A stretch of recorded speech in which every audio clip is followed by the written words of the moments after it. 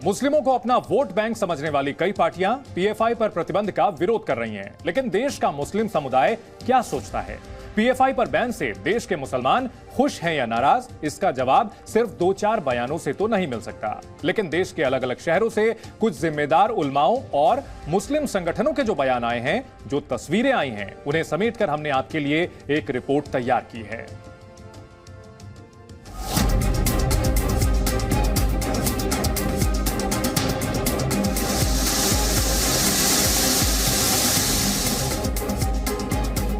जो सियासी दल पीएफआई पर पाबंदी के नाम पर मुस्लिमों को भड़काने की कोशिश में हैं, उनके लिए उत्तर प्रदेश के कानपुर से जवाब आया है। इस वीडियो में मुस्लिम समुदाय के लोग आतिशबाजी कर रहे हैं, एक दूसरे को मिठाई खिला रहे हैं। ये लोग पीएफआई पर बैन से खुश हैं।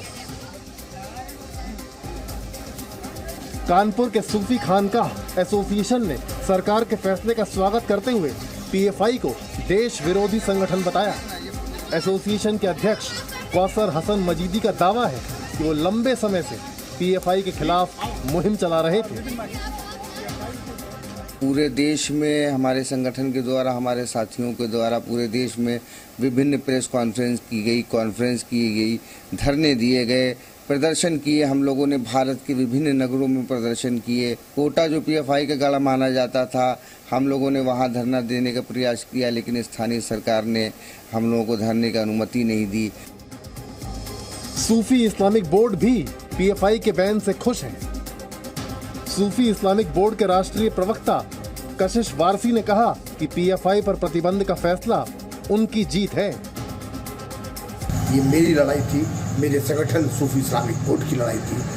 हमारी फतेह है, हमारे देश की फतेह और हर नागरिक की फतेह है, क्योंकि ऐसे लोग जो अपने कौम के लोगों को गुमराह करें, देश के खिलाफ खड़ा करें, सही रास्ता नहीं दिखाएं, ऐसे हर संगठन को देश की सरकार को बैन कर देना चाहिए।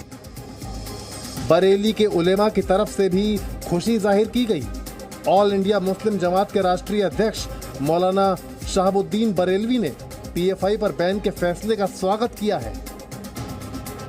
भारत सरकार ने पॉपुलर फ्रंट ऑफ इंडिया, जिसको पीएफआई कहते हैं, उस पर प्रतिबंध लगाया है। वो स्वागत योग्य है और काबिल इस्तकबाल है।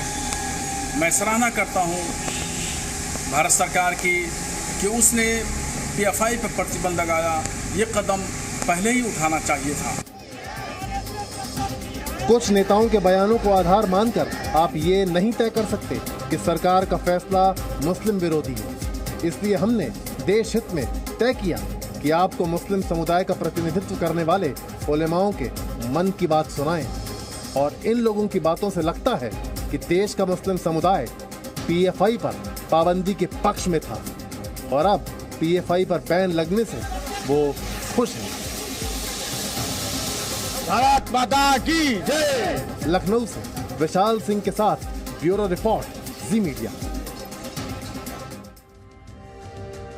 दुनिया के सबसे खतरनाक आतंकी संगठनों से करीबी रिश्ते रखने वाले पीएफआई ने देश में खूनी खेल भी खेला है। पीएफआई के निशाने पर दक्षिण भारत में आरएसएस और दूसरे संगठनों के कार्यकर्ता भी रहे हैं।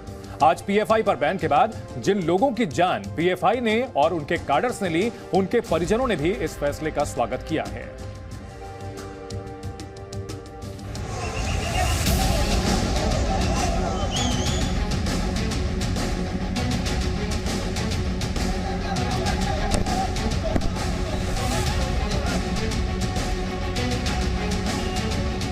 पीएफआई पर बैन उन लोगों के जख्मों पर मरहम भी है जिनसे पीएफआई ने उनके अपनों को छीना था। पीएफआई के कई आतंकी संगठनों से कनेक्शन सामने आए तो दूसरे धर्मों और संगठन के लोग भी पीएफआई के निशाने पर रहे। पीएफआई के कार्यकर्ताओं पर हत्याओं के कई आरोप लगे। 2012 में केरल सरकार ने भी हाईकोर्ट को बताया था कि हत्या के 27 मामलों में पीएफआई का सीधा कनेक्शन है। इनमें से ज्यादातर मामले आरएसएस के कार्यकर्ताओं की हत्या से जुड़े थे। पीएफआई पर बैन लगाने के कारणों को गिनवाते हुए सरकार ने उन लोगों का जिक्र भी किया जिनकी हत्या पीएफआई ने की। दक्षिण भारत में पीएफआई ने ज्यादातर लोगों को अपना निशाना बनाया। 2022 में कर्नाटक के प्रवीण नेतारू की हत्या हुई। 2021 में केरल में संजीत और नंदू की हत्या का आरोप भी पीएफआई पर लगा। 2019 में तमिलनाडु में वी रामलिंगम की हत्या का आरोप भी पीएफआई पर लगा।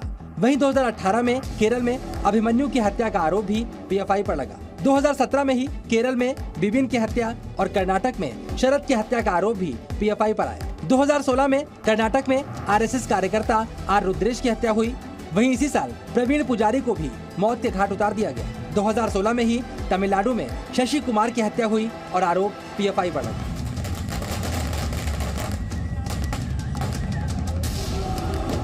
सरकार ने बताया है कि पीएफआई ने यह हत्याएं दहशत पैदा करने के लिए की थी। अब जिन लोगों की हत्या का आरोप पीएफआई पर लगा है, उनके परिजन इस संगठन पर बैन के फैसले का स्वागत कर रहे हैं। वो सब कुछ से बैन करना था, करवाने करा के ये संपूर्ण बैन करना। और जो रुद्रेश के केस में गिरफ्तार हुए हैं लोग, उनको क्या सजा मिलनी चाहिए? वो हैंग करना था। पीएफआई पर बैन के बाद अब एजेंसियों का इस संगठन और इससे जुड़े लोगों पर एक्शन और तेज होगा, जिसके बाद कई और हत्याओं के राज खुल सकते हैं। बेंगलुरु से जयपाल शर्मा के साथ मनीष शुक्ला, जी मीडिया, दिल्ली।